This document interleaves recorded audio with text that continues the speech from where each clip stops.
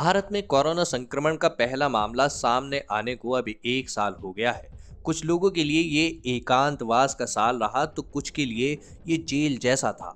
भारत के सख्त क्वारंटाइन को सबसे पहले महसूस करने वाली केरल के त्रिशूर की एक 20 वर्षीय छात्रा थी, जिन्होंने प्रशासन को फोन करके अपने गले में खराश होने की जानकारी दी थी।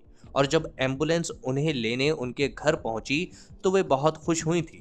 केरल की चर्चित स्वास्थ्य मंत्री के शैलजा ने उनकी मां को फोन करके भरोसा दिया था कि उनकी बेटी का बहुत अच्छा ख्याल रखा जाएगा।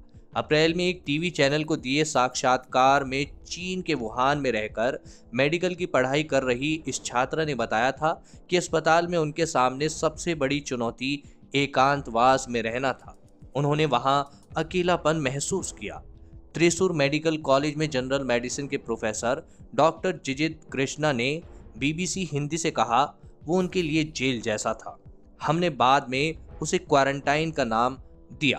पहली कोरोना पॉजिटिव रिपोर्ट से सिर्फ पहली मरीज ही चिंतित नहीं थी।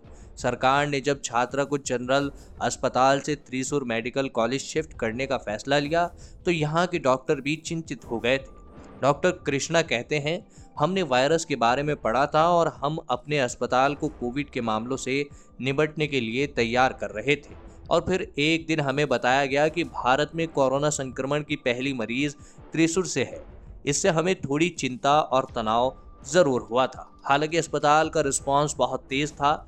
जल्द ही 25 बिस्तर वाली इमारत से बाकी सभी मरीजों को हटा लिया गया ताकि कोविड की पहली मरीज को यहां भर्ती किया जा सके। पहले मरीज के इलाज के दौरान डॉक्टरों के सामने सबसे बड़ी चुनौती ये थी कि ये एक नया वायरस था।